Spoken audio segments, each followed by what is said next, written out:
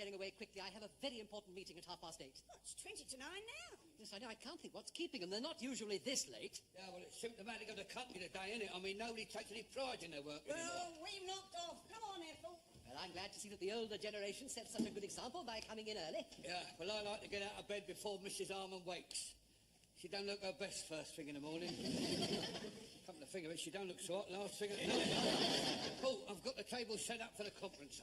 Thank you, Mr. Harmon. Yeah, you sure you got the right date? Oh, yes, quite sure. Well, perhaps they got hung up in a blizzard. It's awful weather out there. Yes, but you didn't get held up. Really, it's too bad of them. I shall get very cross in a minute. I can tell. I can see the angry flush rising out above your collar. I shall demand an explanation. Yeah, go on, you do that. Give it to them good and strong. I will. Yeah. I'm not going to stand here like a lemon while they amble in one by one. Right. Blimey, the Legion of the Lord. Now, you were due here at 8:30. It is now 8:45. I would like an explanation. As to why I have 2 inches of snow on my hat? We've been stood standing outside in the snow for 20 minutes because some stupid twit didn't tell security we was coming in. Oh, dear. I'm afraid that was my fault. The angry flush is disappearing below your collar, just like somebody's just pulled your plug out. Hot coffee for everyone, Mr. Harmon. Right, yeah, so... You know, I can't feel any of my extremities, and it's unusual for me.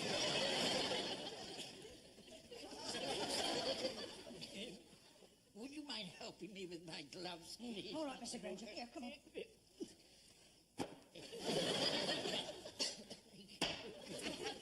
Do you know it's 10 degrees below? It's not much warmer above. Now, where is Mrs. Slocombe? No doubt with a meeting as important as this, she's got a couple of tennis rackets strapped on her feet, and she's mushing her huskies along the frozen Thames at this very moment. She's got any sense, she'll still be in bed having a nice camp.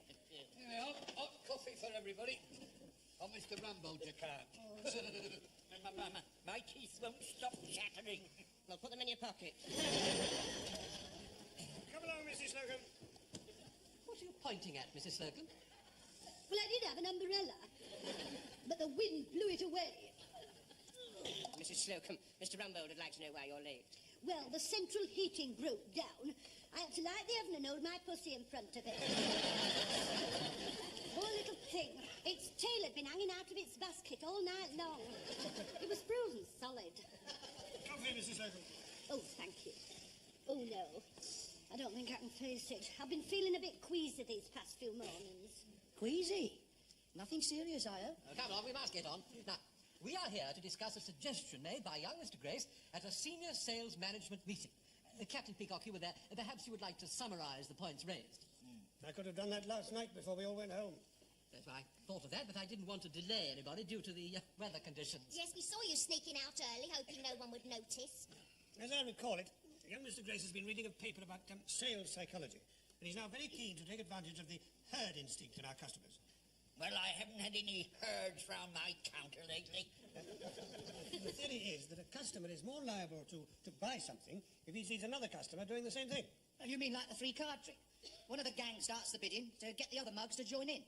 Well, that's not quite how it was put. What if nobody starts, but they just all stand there looking? One of the assistants who is free pretends to be a customer and says complimentary things about the goods. Like I said, one of the gang starts the bidding. The assistant should employ such phrases as, I wish I could afford that, and by Jove, that's good value for money, or I must have one of those before they're all snapped up. I've sat here and listened to some daft things in my time, but this is the daftest thing I've ever sat here and listened to. Nevertheless, young Mr. Grace is very keen on the idea, so we're going to give it a try. And that's what we've all had to come in early for. Yes, well, we did think it would be as well to dream up some more encouraging phrases, so let's all put our thinking caps on, I've left the gas on. I don't think you've quite grasped the idea, Mr. Grace. What idea? Shall I explain it to him again, sir? Don't do that. Send him home to turn the gas off. Well, come along. I'm sure we can think of dozens of phrases. Let's go along the line. We'll have one from Miss Brahms. Why me? Start at that end. Oh, well, it'll warm up the kitchen, perhaps. To what does that refer, Mr. Granger? He's still on about the gas. Damn, there's none left. Now, that's very good, Miss Brahms. Damn, there's none left. You see, that gives the assistant a good chance to produce another one of whatever they are. Mrs. Slocombe. Hey, I got one for Mrs. Slocombe. Fancy them making one of those in my size. Are we going to have much more of that, Mr. Lucas? Well, that's very good, Mrs. Slocombe. Yes, you see, it gives the idea of urgency in case the stock should run out. Captain Peacock. How thoughtful of Grace Brothers to leave the doors open so that we, the customers, can actually get in to buy things. I take your point, Peacock. Mr. Humphreys. By Jove. Fancy Grace Brothers being able to do them at that price. A full range of sizes and all those lovely colours. They're washable and durable. I bet they never wear out. Excellent, excellent. What is it? I don't know, but if you've got one, I'll have it. Mr. Lucas. Look at that poor handsome young assistant. I bet he's fair worn out with getting up early and standing in the frozen snow. I bet he hasn't had a proper breakfast except for a cup of coffee and a miserable paper cup. We must all buy something from him so he can afford a proper lunch. Then he'll have the strength to struggle home, fall exhausted into bed, and get up early in the morning and start the whole process all over again. I'll see you in my office at 10 o'clock, Mr. Lucas. Anyway, the upshot was that I took Pussy to the vet, and he confirmed it. So since then, I've kept her in a basket by the radiator. But you can't be too careful, can you? Everything happens to you, doesn't it? That's what Mrs. Axelby said. When is the happy event? Well, I was so worried that I went to the clinic again yesterday. And they said it could be any day now. The funny thing is, it doesn't show. That's why she's off her food. Perhaps it's because it's the first time. Well, that does make a difference, of course. It's a pity, though, with what you haven't been so careful and all. Now that I've got over the first shock, I'm quite looking forward to it. You say you don't know who the father is? Well, yes and no. I suspect that it happened on my birthday. You see, I came back from the pub after a few too many, and I didn't shut the door properly. I think he lives with that woman in the next house. He's ginger, isn't he? No, it wouldn't be that one. He had the operation 2 years ago. He's Burmese. His name's Wang Ting. He spends all day long crouched in the rhubarb, peering around.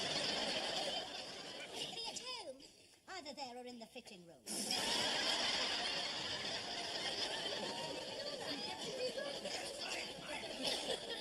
We couldn't help overhearing our conversation, Mrs. Slocombe. Are we right to think the congratulations are in order? Oh, thank you. Well, of course, it wasn't intended, but these things happen in the best of families. Are you hoping for a boy or a girl? Half and half. That happens in the best of families. I can find good homes for 6. But any more than that will have to be drowned in a bucket. What's all that about? I think we must face the fact that we may have got hold of the wrong end of the stick. I think you're probably right, Captain Peacock. Mind you, she had me worried for a minute. She had me worried too, especially when she mentioned the one that was ginger having the operation. I must go home at once. We've got a Burmese next door. A Burmese cat? No, a Burmese bus conductor. And my wife's very fond of rhubarb.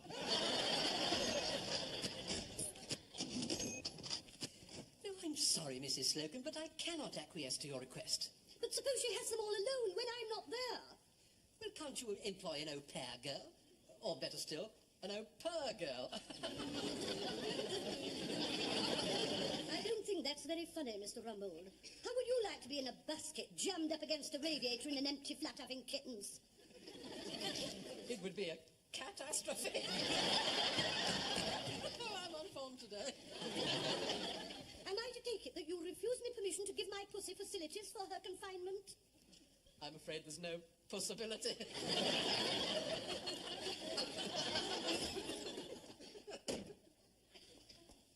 Men. Well, don't look at me. Did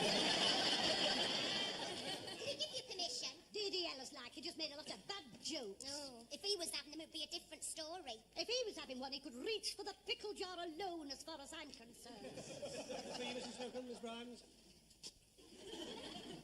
At the moment. As you see, there are 1 or 2 customers about, so I think it's a good idea to put Mr. Grace's idea into operation. Go and get your coat on, Miss Brown. I'm not wearing out my coat in the firm's time. If they want me to pretend to be a customer, they'll have to supply the gear. Quite right, Miss Brahms. Oh, very well, then. Go into the stockroom and choose yourself something. Mr. Granger, are you free? Yes, I think I'm free, aren't I, Mr. Humphreys? As far as I know, Mr. Granger. Are you free, Mr. Humphreys? I'm free, Captain Peacock. Shall I inquire as to whether Mr. Lucas is free or not? If you'd be so kind. Mr. Lucas, this question may come as a complete surprise. Are you free? As a matter of fact, I am free, Mr. Humphreys. Well, lucky to have caught you. Mr. Lucas is free, Captain Peacock. Good. Captain Peacock, Yes, Mr. Granger. I am not free. Let's go and spend a penny. Shall I take over from you, Mr. Granger? If you're free. Shall I take over from you, Mr. Humphreys? Well, that depends on Captain Peacock. Look, I'm just suggesting that we try out Mr. Grace's idea. Oh, what you mean about one of us pretending to be a customer and conning the mugs? Mr. Lucas, at Grace Brothers, we do not con the mugs. Well, I'm game for anything. That's how you got so far, isn't it, Mr. Humphreys? You noticed. I'll leave it to you to decide who shall be the customer. Oh, well, to be fair, I think we ought to take it in turn. Yes. And you don't have to wear your own clothes, you know. Choose something out of the stockroom. The gents' stockroom, Mr. Humphrey. Excuse me, ladies. Is Miss Brown's ready? I just called her. Miss Brahms!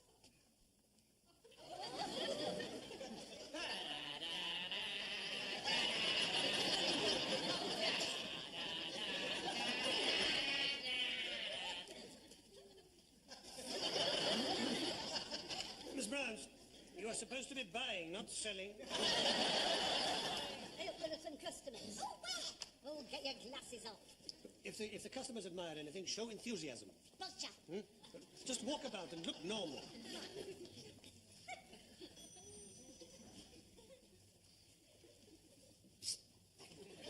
I saw you nick that lot, darling. But if you're nice to me, I'll say nothing about it. Ew, what are you doing dressed up like that? Mr. Grace gave me carte blanche to wander around the store and admire the goods. And you're the first. What do you think, Sandra? I don't know. Is that the sort of thing Mark likes? Well, you can never tell when they're in the civil service. Do you think the colour is very attractive? I can't make up my mind. Mrs. Slocombe, her ladyship is interested in purchasing a bra and rather likes the look of those you have on display. Yes, how much is they? Big is $4.95. Don't cheap if you ask me. Beats me they cannot come out for such a low price. Because our profit margin is very small, I like them. I think they're dead sexy. but discreetly so. Yeah. Put one of that. Oh, yes. Yes, that'll definitely take his mind off the polo. I'll have 2 pairs. If you wouldn't mind waiting, this lady was first. A cash or account, madam? Neither. If that sort of woman likes them, I certainly don't. Not exactly an unqualified success, your ladyship. Are you being served, sir? No. Oh, well, in that case, you'd like to be. Yes, I need some gloves, but I can't quite make up my mind. Well, Nice. what's nice, sir? Whatever he thinks is nice. I see, sir. I think it's nicer. I'll be with you in a moment, sir. Now, gloves, sir. There we are. Now, this is a lovely pair. They're £6.25. Oh, dead cheap, I'll have them. I'll have a pair as well, please. I'm afraid this is the only pair we have. But I was here first. Yes, but I spoke first. I'm terribly sorry, sir, but this gentleman was here first. I must let him have them. Oh, damn.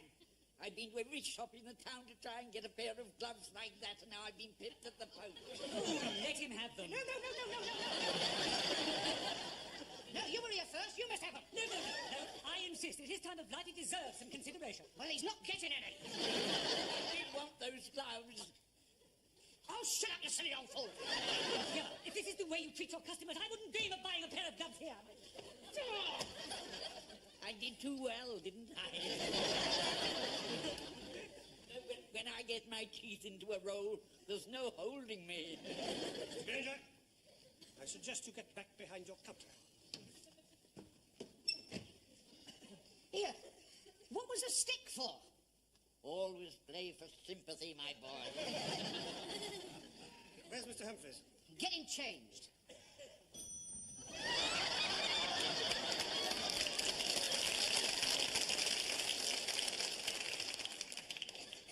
face eludes me, but I recognise the walk. Oh, I'm glad you did that. I was running out of oxygen. What is the reason for this masquerade? I just wanted to look like an average man in the street.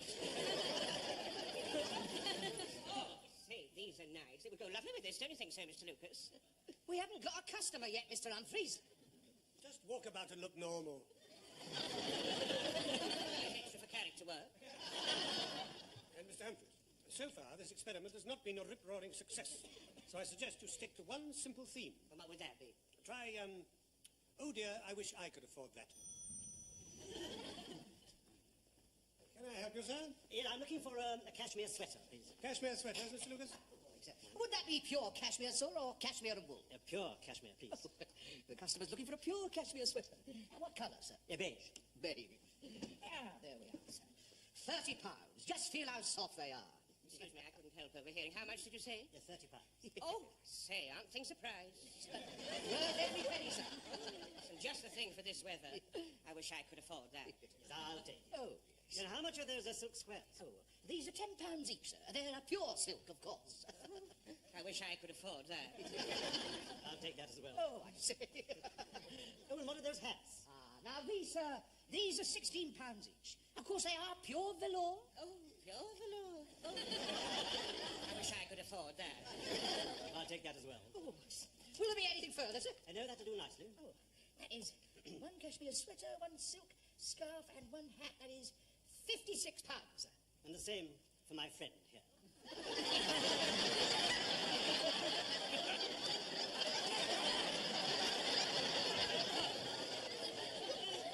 I beg your pardon. What else is money for? I'm rich, I live alone. Perhaps you might come up to my place and have a drink. Oh, I don't think I could afford that. Once in your life, you're not the last one to sign in, Mr. Lucas. Don't worry, it won't happen again. Who's not here?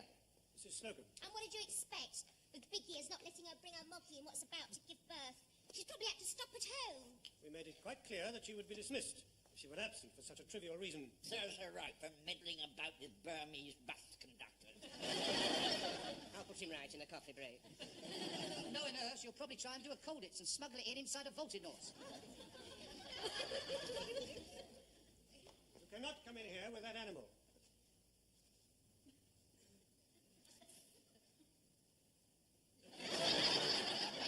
Did you see that? It's just given birth to a ballpoint. Oh, it's a boy, then.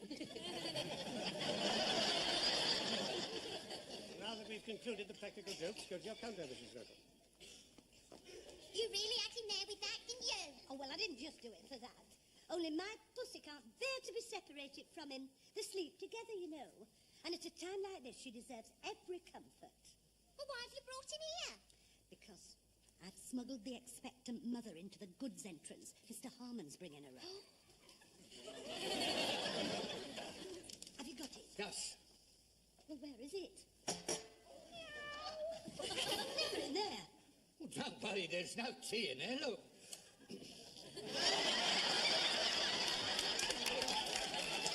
I'll soon get rid of it. Are you mad? Frightening her at a time like this? Well, I mean, it's either that or turn the tap off and make it into a Manx. Oh, dear, dear. Where are you going with that, Mr. Harmon? To the goods lift. I'm taking it to the boys in the basement. I'll have a quick cup of tea before you go. It's coffee. In that case, I'll have a quick cup of coffee. It ain't very nice coffee. It never is. There's no clock up there. You haven't got that 2 metre pipe, I expect. Oh, yeah, well, it's bunged up with sentiment. I'll take it out and give you a spoon. Good morning, everybody. Good morning, Mr. Gray. Well, I hear that my idea was not a great success. Nonsense, sir. No, the idea was excellent. It just wasn't executed very well. Lord, it's not closing time already, is it? No, sir, that's opening time. Oh, good. I just thought I'd come down and give you all a few tips on salesmanship. Which would be an honour, sir. Yes, I'm all right. Places, gentlemen, places. I used to serve, you know. Fish, mostly. Must be difficult taking their inside leg, Mr. Grace. He's an idiot, isn't he? Well, it's all you can couldn't get these days. Yes, well, now, I want you all to just pretend that I'm just one of you. Oh, thank you, Mr. Grace. Where are the customers, then? Sometimes one has to wait, sir. Oh, dear, no, very boring. Am I allowed to smoke? If you're one of us, no. Yeah, I don't think much of this job. Here, I've bedded her down in a hat box. I think she started. Oh, no. Slocombe, don't leave the floor. Mr. Grace is with us. But it's very important. Mr. Grace is waiting for the first arrival. So am I. Take Hector to her. She needs him at a time like this. Blimey, was he the father? Good morning, sir. Good morning, madam. Good morning. Can I help you? Yes, trousers. Yes, certainly. This way. I'll get our senior assistant to attend to you, sir. Mr. Grace, are you free? I'm free. Good morning, sir. The customer would like some trousers. Ah, yes. Good morning, sir. What size? 34. Yes. What about the inside leg? I've no idea, I'm afraid. Use my tape, Mr. Grace. That's quite all right. I've got one of my own, thank you, Mr. Humphreys. You could do a lot with one of those, couldn't you, Mr. As a fact, I did all my early training with one just like that. Mine had a bit more spring in it. I say, should he be working at his age? Well, I shall work until I drop. He's dropped. I could still do it, you see. Bully for you, Mr. Grace. Excuse me, sir. I should come over here. If I were you, we'll never make it as far as Oh, good Lord, they're not for me. They're for my au pair, Helga.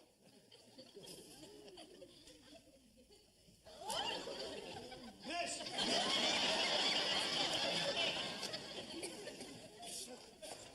So far, she's got 2 boys and a girl. Oh, the clever little thing. I'm not so sure about that. They look half Chinese to me. And I'll tell you something else. There's a lot more to come. Meow. Nurse. Oh, nurse, have you got any anaesthetic? I don't need an anaesthetic. I need a pet pill. It isn't for you. It's for my... Mrs. Slocombe, am I to understand that you have deliberately disobeyed instructions and brought that animal into Grace Brothers? No, Captain Peacock. And what is in your fitting room? My pyjama case. I see. Miracles will never cease, Mrs. Slocombe. Your pyjama case has just given birth to 6 kittens. I must say they're absolutely enchanting.